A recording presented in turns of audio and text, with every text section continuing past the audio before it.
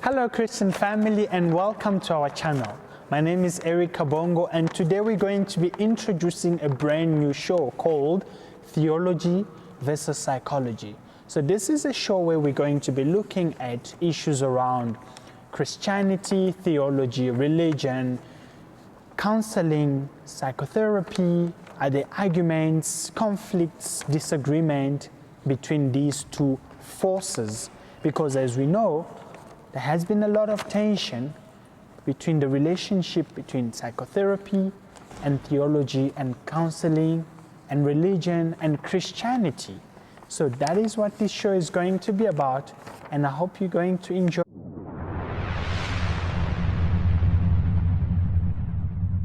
So, to just give you a little bit of a background, round about the beginning of the 18th century, or even before that, the world people lived in was very much dictated by religion. So a lot of the things that people used to understand about people's sicknesses, for example, if someone had depression, they would maybe say that they've got evil spirits.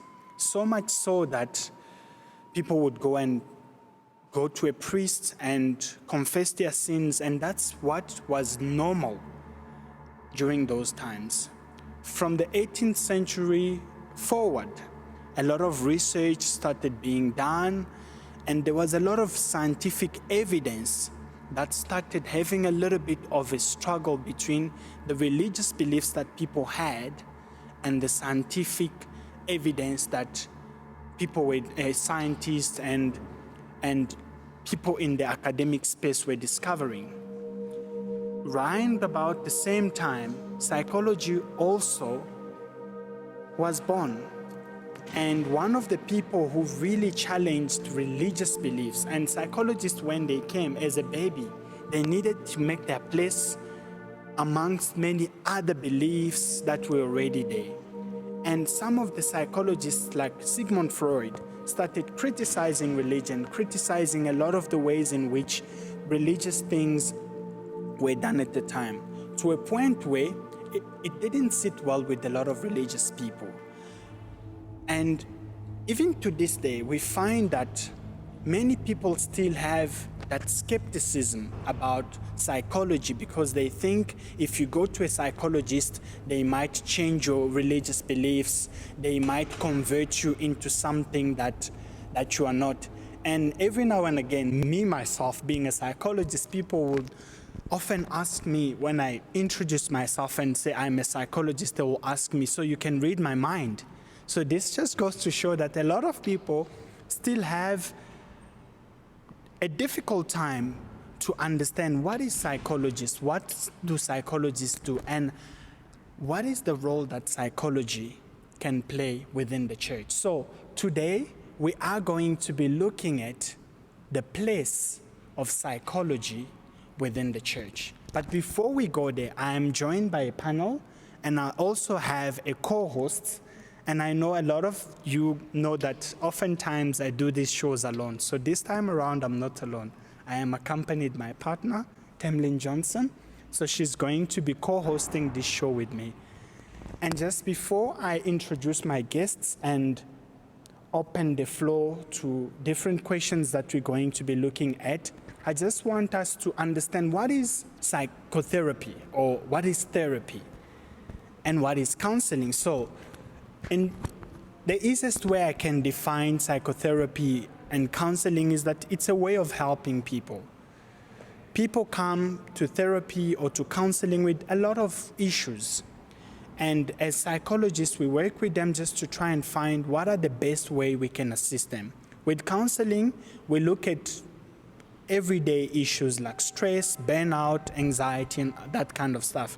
Whereas with psychotherapy, you go a little bit deeper. Let's say, for example, someone who's been sexually abused when they were a kid and they have deep-seated issues. Psychotherapy helps us to be able to help those people. So now that I have just given you a little bit of an introduction, we are going to get straight into it. I'm so excited, as always, to welcome my guests. So I'm going to start with the ladies first. So before we start with the ladies, I would like to first welcome Tamlin Johnson. Welcome, my co-hosts. So Tammy is my partner, and she's an intern master's psychologist doing educational psychology. And on my left, I have, on that side, I have Mohlale Paledi Sunday. Mohlale Paledi Sunday is my colleague. She's also a student intern psychologist doing her master's in community-based counseling psychology. And then I have Kelly Glasgow. She is also a first-year psychology, clinical psychologist student at Mahatso University. Okay. And then last but not least, we are joined by John Lufluabu. He is an apostle by calling. He's been in the ministry for a number of years. He's held leadership positions within the church, and he doesn't only wear a cap of a minister, but he also is into finances. So we bringing the financial background and the ministerial and the leadership role into the discussion. So guys, I am so excited, and I really can't wait for us to get started. So Tammy, over to you with the first question of the discussion. Okay, guys, so the first question is, what is the role of psychology in the church? Is there a role? All right. Is there a role of psychology within the church? Do I believe that there? I do not. I think we have to clearly make a separation between what is the church and what can be found in the church. So it is true that in the church we do find counselors within the church that can counsel people. However, when we speak, psychology does have a part, but in fact, not to contradict what I'm trying to say here is that the church is the church, and there has to be a separation between the two institutions because of the role that they play in people's lives. So for me, I've always been quite conflicted about that, to be honest. Being a kind of like a preacher's kid, but I definitely think that there is a role. It's just that a matter of like people in the church, are they willing, to engage in that kind of conversation that as a churchgoer or as someone who's Christian, am I allowing myself, to go get psychological help, a professional who's trained? I know that there are counselors in the church, but me being kind of like Christian and going to church and also a therapist, I've also been able to distinguish between counselors in the church and then seeing a therapist outside the church, because it's different, as like someone, we both go to the same church and I go to you as my counselor, how I engage with you or express to you as opposed to let's say as a psychologist is very different, Firstly, our beliefs, in terms of like what am I allowed to say externally, it might not be a representation of what's going in internally. And as a psychologist or as a psychology, our field is kind of like protected by certain ethical, ethical boundaries and guidelines, So I think that it's very different as a young girl who has gotten like counseling in church and having my own therapist outside church who doesn't go to the same church as me. It has been different. So I think that there is definitely a role. It's just that we are hesitant to engage, in that discussion. That's why when someone goes to a psychologist, it's private. It's something that has to be hidden. But I believe that there's nothing that can be hidden from God, maybe from the church and from people who go to church, but not from God. So I definitely think there is a role. I don't know what you think. Yeah. And on that note, I can completely hear what you guys are saying, that there is a difference between psychologists and that kind of healing and the kind of healing that you can get in church, and they are different. But somehow I'm also thinking about how mental health doesn't discriminate whether you're Christian or not, whether you're young or old. It never discriminates, and so there will always be mental health issues in society's spaces. And I think one of the most important things that I think about is to challenge that question completely and to say, how can psychologists be an asset and be part of being part of a church in a way that can only uplift and respect that worldview? Because, speaking about any worldview and any religion, psychologists have something to bring to the table. And so, as you say, there's this fear that we're separating of counselors and psychologists. And one of the things that I think psychologists can do and be more incorporated in church and using the skills of psychologists is to train counselors extensively so that, counselors have training that is also from a professional point of view, that can also cause no harm, that we can also speak about things that people are very unaware of, and so kind of combine the two to bring the two best parts of each world together. So what you're saying is there's an opportunity to make even a greater impact within the church as a community. And I think, guys, I think the alienation or between these two, modes of healing, the reason why we are so far behind in terms of integrating the two is because the other pathologizes the other. It's kind of like I'm the standard, Yes. And it ends there. Or the other says that no, I can provide healing in the best way. And I think that with what Kylie said, and integration, there's room for integration while also respecting that people have beliefs. People have beliefs beyond what a professional might actually understand. And that goes to being like, if you have a client as a psychologist and you integrate yourself in the church, you don't dare to undermine pastors, you're not dare to undermine the counselors or say that, oh no, this is wrong, your beliefs are wrong, you're not supposed to believe that. You dare to just offer a form of healing that will be beneficial to a person without dismantling their beliefs. I agree with you that there is a part that psychologists can play within with people. So what I said in the beginning is that we have to clearly differentiate between the role that the church plays and the role that psychologists play. And so I'm not against psychology as a whole. What I'm saying is that if let's say I'm a gynecologist, and you are a neurologist or a neurosurgeon. Yes. And so we are both doctors. Yes. But your role cannot necessarily be try to be integrated in my practice, because we are doing totally different things. And we believe that, in the Bible it says in 1 Thessalonians 5 verse 23 that God is able to make us, to sanctify us holy in a spirit, soul, and body. And in our church, in the body of Christ, in the church, so the role that God performs or the church does is different than that of psychologists. Can they be Christian psychologists? Absolutely. Can there be psychologists that can give good advice to people that are within the church? Absolutely. Because I myself I've been through therapy. However, I believe that there is a difference in between the role that the church plays and the role that psychologists play.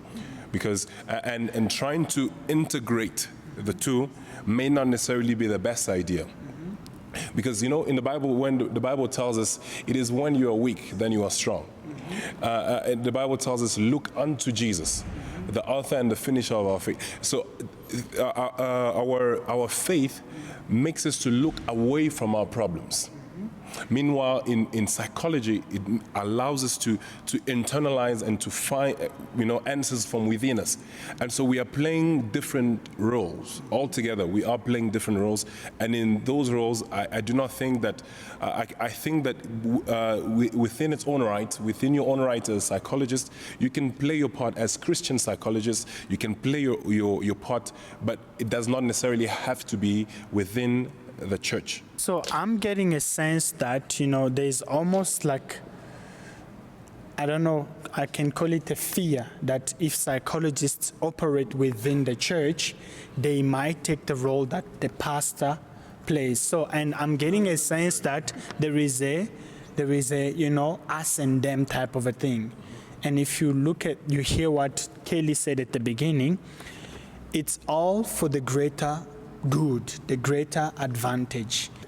Maybe my question to you is, does seeking therapy mean denying or betraying God?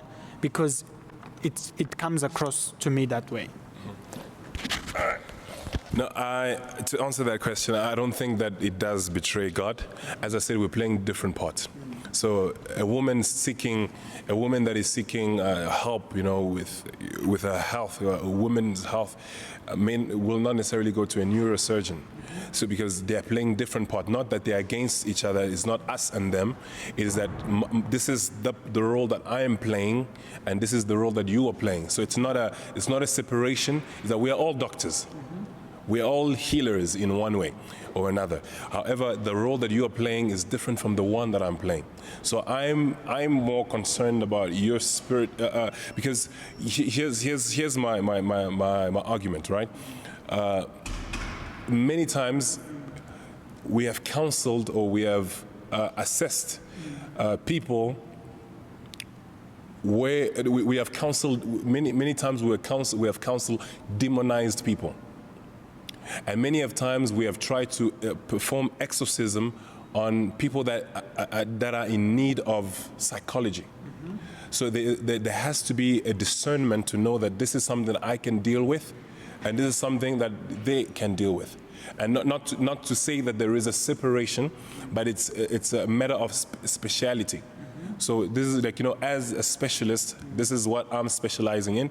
And, a child psychologist is not the same way as a person who's criminal, dealing with criminals. And although there are different specialities, and in our different, that's not a separation, but it's rather, how would I say this? It's rather, it's not separation. It's a differentiation. Yes, but our differences should not be the thing that separates us. Mm-hmm. So because you are playing a part because psychology is a study of persons, but meanwhile theology is a study of God. Mm-hmm. And now in the different churches, in the different environment, we are doing different things. We have different agendas. So, of course, the agenda is for you to be well. Of course, the agenda is for you to be whole. However, the ways of getting to do it, like I can pray for somebody to be healed today. That person will be healed or can be healed. And the same person goes to the doctor and gets Panadol, and they are also healed. So we are all after the well-being of the people. So, John, I just want to add to what you're saying.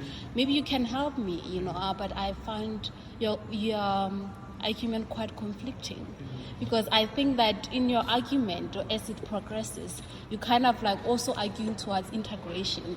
Maybe you might not, I don't know, maybe you might not be aware of it. Even though you make this analogy of a neurosurgeon and a gynecologist, and you're saying that what a neurosurgeon might be able to do might not be what a gynecologist might be able to do.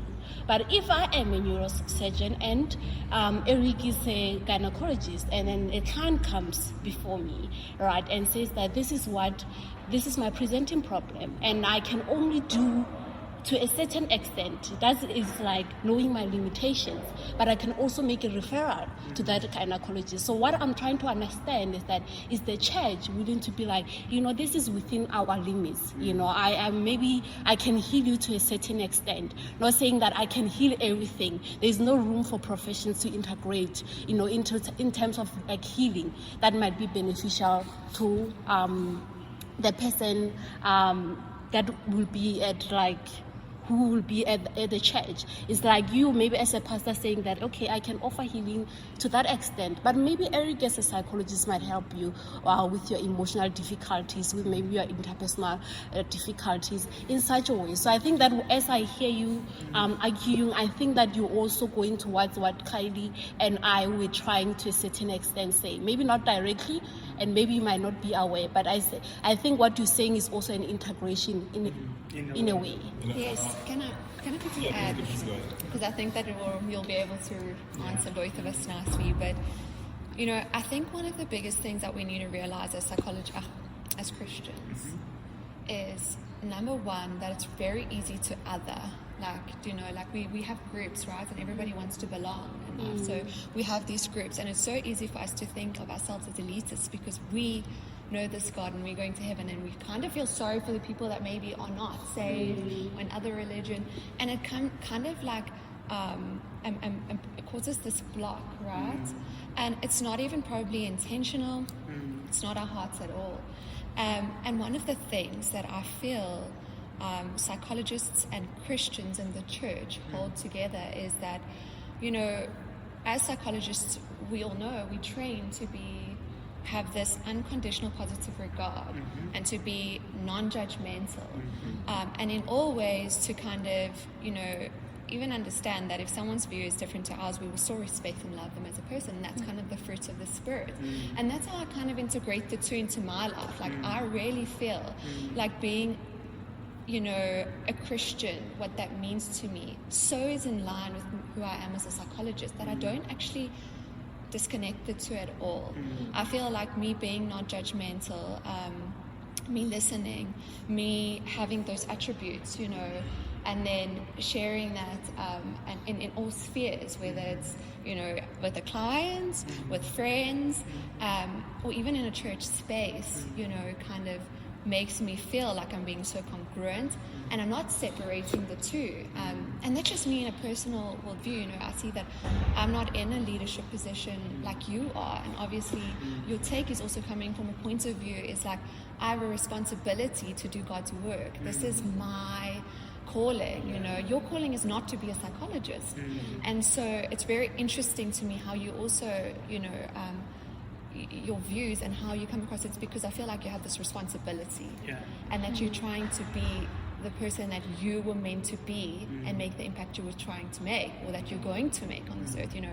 And our kind of spheres are in a different space. So from that perspective, I hear you. You know, we're going to create impact in people's lives in a very psychological approach. But what I'm trying to say is that, you know, in an individual, if we take it as collectivism and individualism, like, I do feel that the two can align for me personally as a psychologist. But obviously, if you're not a psychologist, trying to align yourself with psychology is going to be something completely different. So I think it's just a follow-up question is, you know, does going to therapy mean you denying the power of prayer? No, it doesn't mean that you're denying the power. I've personally been through trauma, childhood trauma, and there was a pattern in my life for a certain time in that was repeating itself, and until I went to seek professional help, because I've prayed about it. But there are certain things, because I had never spoken about it. I've prayed, God knew my problem, but I had never spoken about it to anybody, you know, because of how shameful that child, or how traumatizing that situation was, that experience was. And so, in what I'm saying is that there's a space for alignment. And in your beginning, in the opening statement, you mentioned Sigmund Freud, and he was not a believer. And from his point of view, there then became there was a notion that majority of psychologists are of the same view, and it also brought along with him a lot of psychologists. And it is said that only 25% of those that enrolled for psychology are Christians. And so 25 out of 100. And so if I have to refer somebody for professional help, do I have to refer only to the person that I know? because I know that they're Christian, or can I refer to any person? Because I know the psychologist that I went to was a Christian psychologist. And so it was not only professional help that they were providing, but it was also spiritual on top of what they were providing. So it was professional plus spiritual, where we, at the end of the session, we would pray. And so I then realized that it's my issue is not being a psychology in the church, but the person practicing psychology has to, if they are Christians, then they can work with the church. There can be collaboration. However, with people that not to, in everything it may sound discriminatory. However, in every choice we are excluding something else. So when we choose to work with Christians, we're excluding non-Christians. Unfortunately, that is reality. So it does not deny. I think just to follow on what you said is that you went to a psychologist that was a Christian. Are you open to going to a psychologist that's not a Christian? Do you feel like what a service that a Christian psychologist provides you is different to a psychologist that's not Christian? It has to do with the perspective as well, because if the psychologist that I'm speaking to is bringing me is coming only with for me looking into self, for me looking into my problems only, and not only dealing with, because as a person we are three parts. A man is made of three parts. I don't know if you all believe that, but spirit, soul, and body, and so. With those three parts, there are different elements that speaks to different parts. So within psychology, you speak more to the soul, or the mind, as we will call it. And within the Christian sphere, it is more on the body, soul, and the spirit. So there is a combination where there's a time where we can be all of it. There's times where it can be some of it. And so I believe that psychologists those that are Christians do play a great role. However, those that may not be in the same profession or in the same not believing in the same faith can have contradicting values, because you have studied this. There are certain things that you have come to accept and certain things that you have discarded because of your beliefs. Before I give Motlale a chance, I'm sure a lot of you, as you're listening to this, might relate to some of the views that are being shared here. And I just want to take this opportunity to say there's a lot of misconception around what psychologists do.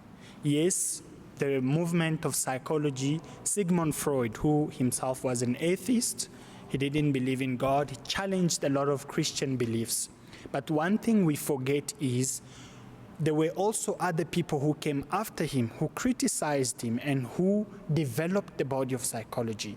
So it doesn't mean we all practice psychology the same way.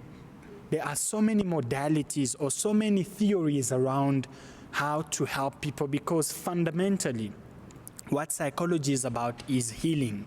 And how you go about doing it is different, because there are different tools that you use.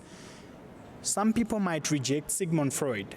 Other people may go with other theories who were actually also Christian or bought into Christian beliefs.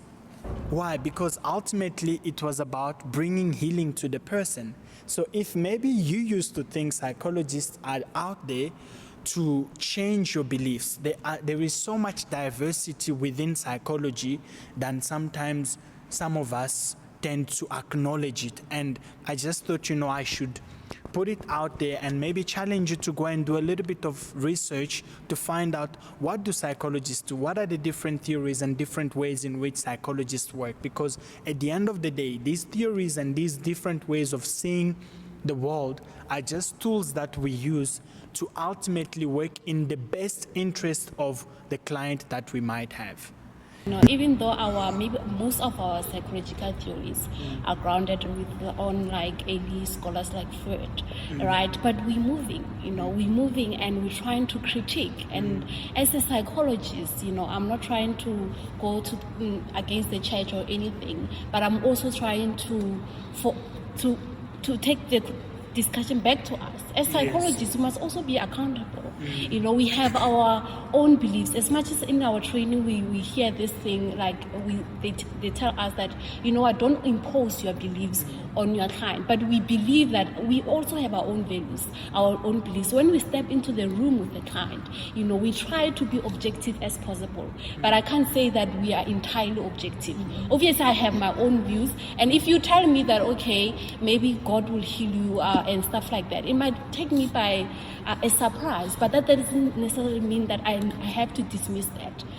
That's why we're moving towards this cultural competency, which is inclusive of like, we have to be cognizant of the context that we work in.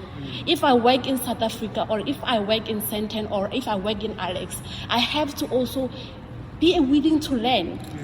As a practitioner, I always have to be able to learn and be curious about my client. Be curious about your religion. Okay, how do you make sense of this repression through religious lenses?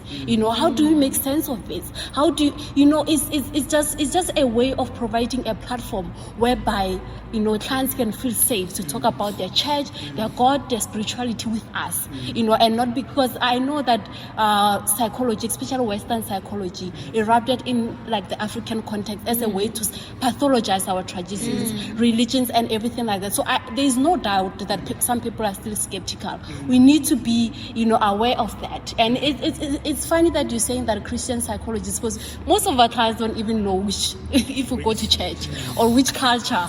We even not in a position because to share that, in some certain instances. Do you understand what I'm saying? So it's in right circumstances whereby a client will know that, okay, Sunday is a Christian, okay, she goes to ZCC, okay.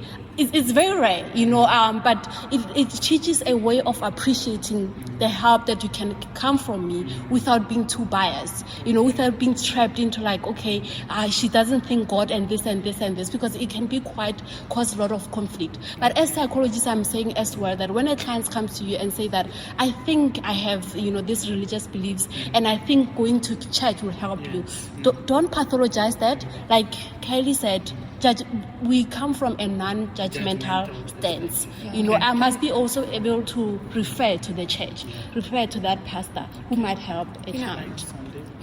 Yeah, I just have something very short to say. There was just one kind of thing, that I've been challenging myself on for a long time now, actually. And I think not only challenging you, but challenging maybe everybody that's watching this. And that is that we can learn so much from people that are so different to us. You know what I'm saying? And not even being psychologists or going to psychologists, just in general. Like we often think, if we speak to Christians, what they're saying holds more weight. But it's not always the truth. Yes. And the more that I've actually just listened, like often I would be, we're all humans, we're all psychologists, but let's be honest, we're human beings. And we would speak to some people and like, what's this person speaking about? Like, I have nothing in common with them. I don't want to listen. But I've been challenging myself to like just kind of, okay, what do they want to say? What are they saying from their worldview? And to actually step into that's empathy. Actually putting myself in that person's shoes and opening up that space. People have been so much more, they're so much more approachable. I have more space to speak into people's lives. My heart is not to say that you're different to me, you believe something different to me, so I don't really trust what you're saying. But to say, even if you're so different to me, and even if you do things that I would never do and believe things that like are shocking towards me, I'm like, okay, I've actually learned something through the conversations that I've had. So to just kind of, I think that we get so afraid and we just want to stay in our box. And I think that we really need to try and drop those boxes out. Okay, so I'm just going to maybe ask a follow-up question. And John, in your capacity as a minister, let's say you are dealing with a case, this person has severe mental problems. You've prayed about it and it didn't work. Can you, as a minister, refer someone to a psychologist for psychological help? We've counseled some people that were demonized, and we have prayed for people that needed professional help. So the difference between the two is really discernment. Having discernment to know that this person, discernment is knowing not only right from wrong, but also knowing when something needs to be done differently than what you are doing, what you're proposing as a solution. Because I don't think, the question, if it has to be posed back, to psychologists, would you refer somebody back to church, or, or do you have illness? And because you are coming from a stance that this is something that can be resolved by speaking. But we've seen many cases where people have been coming to for sessions, and still they're not getting better, because sometimes that's why I mentioned that Christian psychologists can discern. So I'm not against whether Christian or not, but in the context in which we are speaking, the Christian psychologist, the person who is a psychologist and is a Christian, can be discerning in that moment to say that this here is a spirit, because we believe, I believe that this world is not just based on our backgrounds or where we come from, because there are more deeper things than our backgrounds. My childhood experience, had traumatized me deeply. And for that, I needed professional help. I needed to speak to somebody. And so just to make the difference that I'm not against, so it's not us versus them, once again, I'm not against psychology.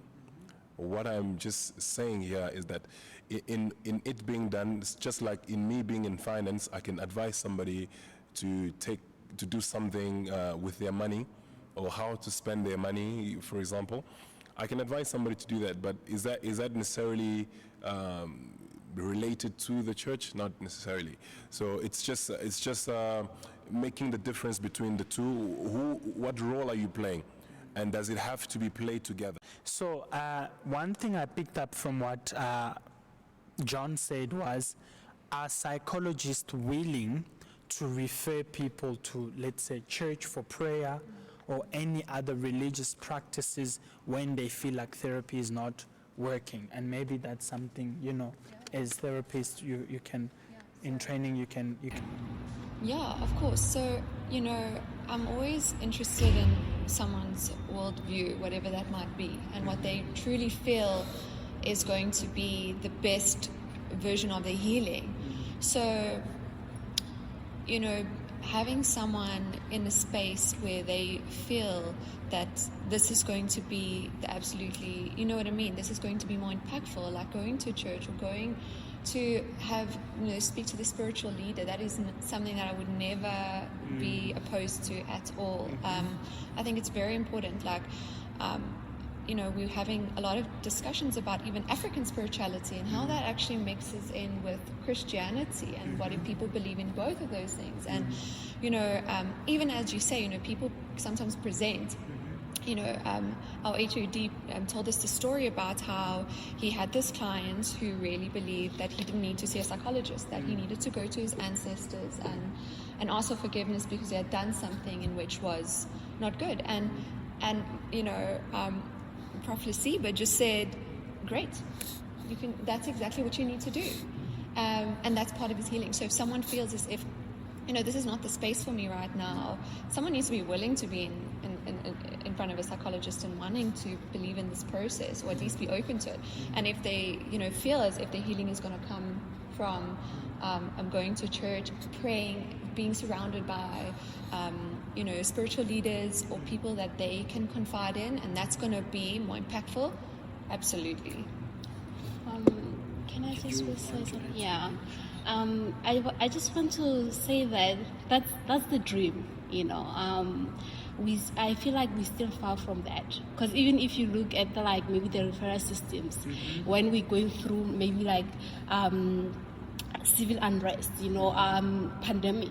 If you see like the referral system that are passed around social media, to process or for healing, mostly like maybe they will say that it's a psychological help. There won't be numbers for pastors.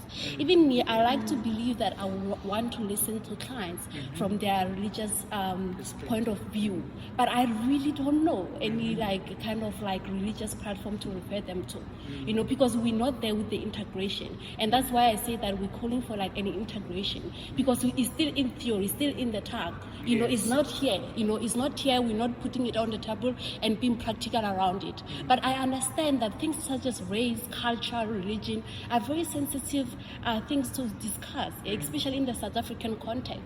So I always say that we're still very far from that. But that would be the dream. That would be the dream, that we have to understand the church and respect it, and respect that some people will need healing from the church and the church only, and be able to tolerate the no, I will go to a pastor. And pastors to be able to tolerate a no, I'll go to a psychologist. Do you understand what I'm saying? And that also has to go out with accordance with the particular person preference in terms of like what is healing for them, what is the mode of healing that would be effective. Because I believe that it all starts internally with you. If you believe seeing a psychologist is not going to work for you, it's pointless to come in and sit with me. The prognosis is already bad, poor. So it's just like around that I would like us to get there, but we're not there. It's still in the tongue, in theory. It's not practical yet. I do believe that as we are unpacking this topic, we get to the point of realizing that everything has to do with choice. We are beings of choice. Even God gives us the ability to not choose Him. Being beings of choice, we can choose whether for a long time I did not believe that psychology was going to be something that I could consider ever. It's not something that, because I pray for people that have been battling with depression, and these people are set free. I've prayed for people that are possessed with different types of spirit that makes them behave in a certain way. And so now there's two parts to this.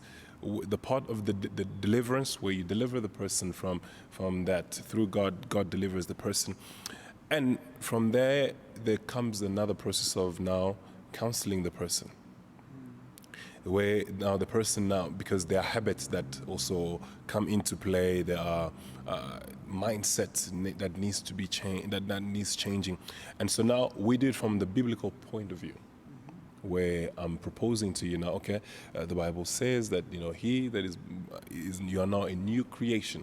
The old has passed, the new has, and so there are different realities.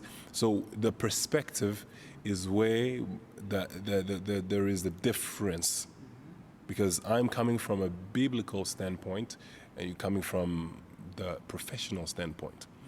And so, not to say that you're wrong and I'm right, or that you're right and I'm wrong, is that we're just in different fields in the same world, just like we have doctors that are dealing with people that we are also dealing with within the church. Some do get healed in the church, some do get healed through Panado or Grandpa, or other antibiotics. So, I've seen people being healed of pain, of different, by healing, by just laying on of hands. And sometimes I don't even have to be in the presence of the person. I can just speak over the phone and the person is feeling much better. And so what I'm simply saying here is that you as psychologists, I don't want to say you to separate us, but I'm saying you just to differentiate that on your part, you are playing your part, and we are also playing our part. There are times where there will be an overlap, and there are times where we will not be necessarily aligned because of the perspective we are coming from. The point where the background of what we are proposing, because your proposal will be based on the books that you've learned. Just like doctors will be speaking, now I'll be speaking from the book, the Bible. And so, not to say that you're wrong and I'm right. So we are all part of making sure that somebody is well, but we will not necessarily do it in the same way. And so to avoid that conflict, there has to be that separation in a way. Okay, so within that, separation, and you said at times there might be an overlap, right? And so I think my question with that is that can going to therapy deepen your relationship with God? Do you feel, and how? And I think also, posing it to both you as a Christian or an apostle, a minister, that you said you never thought that you would go because you've prayed for people and they got well. And for you, I think you also maybe thought, okay, I don't need to, I can pray for myself and I'll also get well. But you actually went for therapy. Do you feel like, that has deepened your relationship with Christ? And then also to the psychologists, your experience with clients and so forth, do you feel like therapy can be a tool to deepen that relationship?